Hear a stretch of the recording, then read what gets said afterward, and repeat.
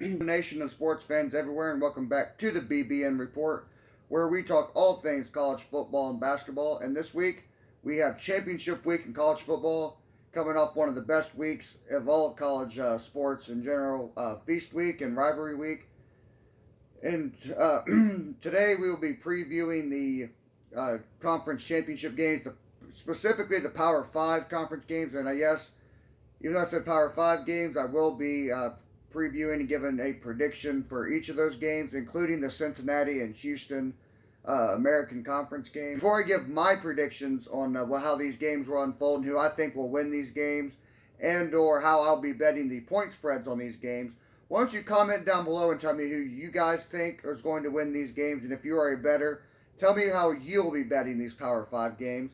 And before that, drop a like on this video, because a little love does go a long way. And let's grab a cold one, and let's talk about some college football. First up, we have the game that I don't think anybody cares about. The Pac-12 championship game between Oregon, between Oregon and Utah. Obviously a rematch of a couple weeks ago, in which Oregon got flat out embarrassed. They lost that game 38-7. And what made matters worse is the game wasn't out of hand at halftime, or I should say going into halftime, until Oregon punted the ball and Utah ran it back for a touchdown.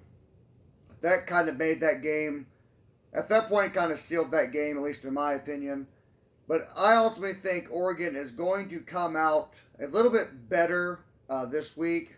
I think they'll come out more prepared. They're going to come out more focused. I think they're going to play with a little bit more of a chip on their shoulder after they got embarrassed a couple of weeks ago. But if Oregon is going to want to win this game, they're going to do a better job running the ball. Their leading rusher last time out, Byron Cardwell, only ended up rushing for 35 total yards in that game. So they're going to have to establish the run. They're going to have to get positive yardage on first and second downs with the run. And when they get into Utah territory, they're going to have to convert and turn that into points, which is something they didn't do the last time out a couple of weeks ago. They did make 7 trips into Utah territory in that game, ultimately only coming out with the 1 touchdown. So that's definitely going to be something that they need to address if they're going to want to win this game. Like I said, I do think Oregon will play better in this game, but I don't see Oregon winning this game, and it still baffles me that Oregon went into Columbus and beat Ohio State. And granted, that was the second week of the season, and Ohio State was a much different team then. But still, it just blows my mind how the Sucknuts ended up losing to Oregon at home in that. But ultimately, I will be taking Utah in this game, and I will be taking Utah to cover the 2.5 as well. I just think Utah's a better team, and they proved that the last time out, at least in my opinion. I do think this game's going to be a lot closer this time, but give me Utah minus 2.5. Next up, our first game on Saturday, which was between Oklahoma State and Baylor, and that game is at noon on ABC. Like the Pac-12 championship game, this one is also a rematch. Oklahoma State and Baylor already played each other once this year. Oklahoma State won that game 24-14, if I remember correctly. And that game was actually completely won on defense for Oklahoma State. I think for most Baylor fans, they're probably shocked that they are in this position after only winning 2 games last year, and then this year being 11-1, if I remember correctly on their record. Let me look here. 10-2, my bad, I'm sorry, 10-2 on the record this year. And I definitely think that head coach Dave Aranda has definitely wrapped, in my opinion, I think he's the lock to win Coach of the Year here. As I had just mentioned previously, Oklahoma State won this previous meeting between these two teams 24-14, basically on defense alone, because their offense was not that great. I mean, he scored 24 points, but Spencer Sanders threw 3 interceptions in that game, which caused the defense to be out there quite a bit. And ultimately, I believe that Spencer is playing a much better quarterback position these days. Not to mention, I think Oklahoma State offense in general is a whole lot better. They're far more productive than they were when these two teams matched up previous this season. And not to mention Baylor's quarterback, Gary Bohannon, I think that's how you say his last name. I'm always sorry if I mispronounce these guys' last names, but he is questionable for this game this weekend. Ultimately, I think he'll end up playing. You know, he would not play in a conference championship game unless you're seriously injured. So he'll definitely be out there, but he will be questionable going into this game. But with all this being said, with the improved offense that Oklahoma State has played with, including getting over a hump and beating Oklahoma last week to earn this right, I will be taking the Cowboys minus 5.5. Next up, at 4 o'clock on CBS, we have the Alabama-Georgia game. Now, this is definitely a little bit of an intriguing one here. On one hand, you have, in my opinion, an overrated Alabama team who is currently sitting at third in the college football playoff rankings. I just don't think this is Alabama's year. They are going against Georgia, who, in my opinion, is one of the best defenses that we have ever seen. And in my opinion, without a doubt, the best team in college football this year. I do think that Georgia will win the national championship. I guess that is kind of a spoiler for a future video next week when the actual rankings come out, for the final rankings, I should say. But overall, this is probably going to be a very entertaining game. Bryce Young is a Heisman candidate, and now granted, I have been a little hard on Bryce Young in some previous videos of mine, but he is a really good quarterback. He, in my opinion, just doesn't handle pressure well. And I know some Alabama fans are about to comment on here. Well, he's gone the most touchdown passes under pressure this season. I don't care about that. Try watching a game. He's not that good under pressure. He usually overthrows receivers, in my opinion. But this is going to be a game that Georgia's going to be really, really challenged because, yes, as much as I've harped on Alabama, they do have an elite offense. And it's something that I don't think Georgia's faced yet, which has been an elite offense, at least in my opinion. I don't think anybody on Georgia's schedule is elite offensively.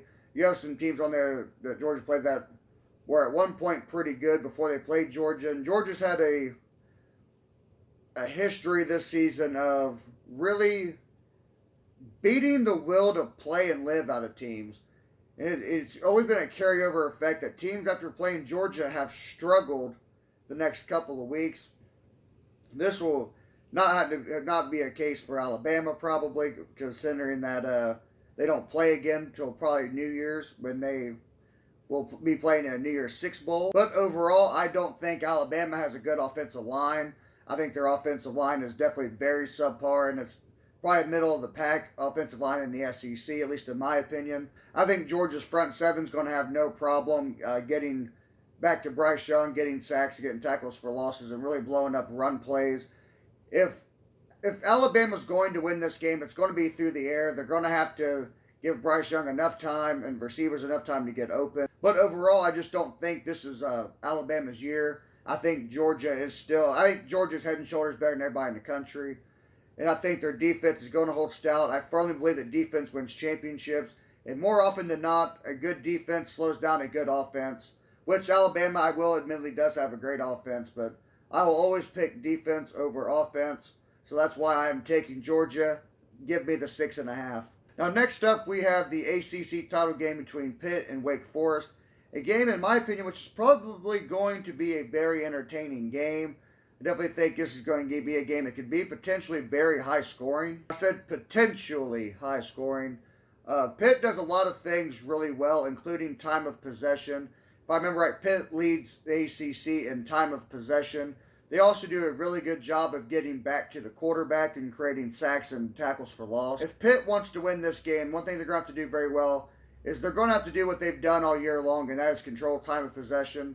They're really going to have to try and keep Wake Forest off the field as much as possible, because Wake Forest does have an explosive offense, and like I said a while ago, Pitt is elite in getting sacks, and it's definitely going to have to be something that they're going to have to do if they want to win this game against a very high-powered Wake Forest offense, who usually scores a lot of points. That's why I say this game could be a potentially high-scoring game. But one thing that Pitt, if they don't want to lose this game and be the ACC champs, they're going to have to be careful on offense, even though they do lead in time of possession.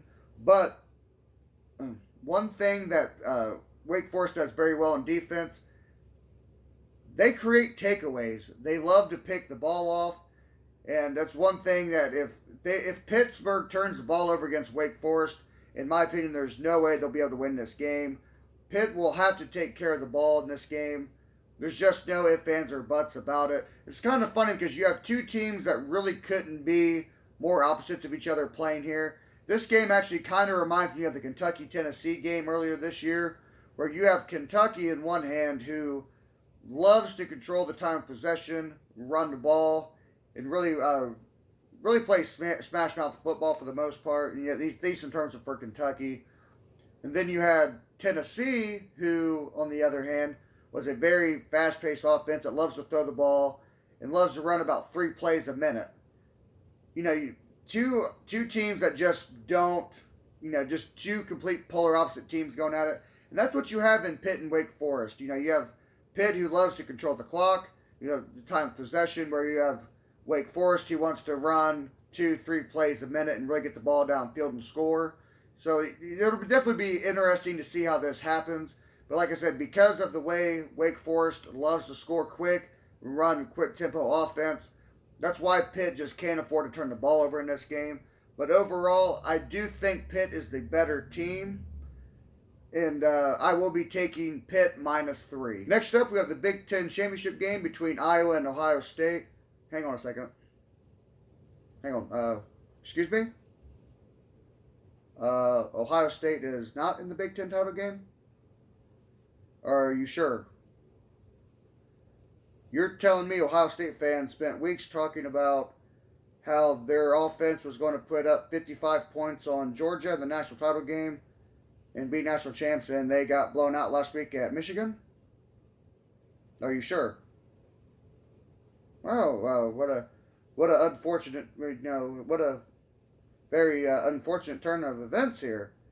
Can't believe the Sucknuts ran their mouths for weeks and then got beat by the arch rival Michigan at home. Okay, well, I'll adjust my notes then. Well, as you heard, it turns out the Sucknuts are not the Big Ten title game this year.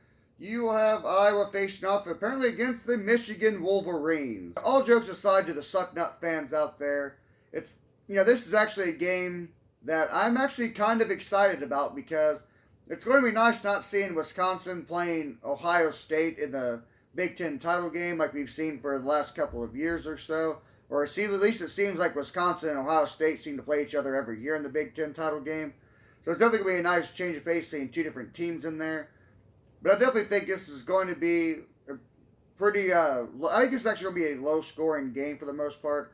Iowa has an elite defense. They rank 13th in the nation in total defense, and they also lead the country in interceptions with 22. I personally don't think this is a very good matchup for Michigan because not only does Iowa have a bunch of ball hawks out there, they're also very good at stopping the run, and that is pretty much Michigan's bread and butter.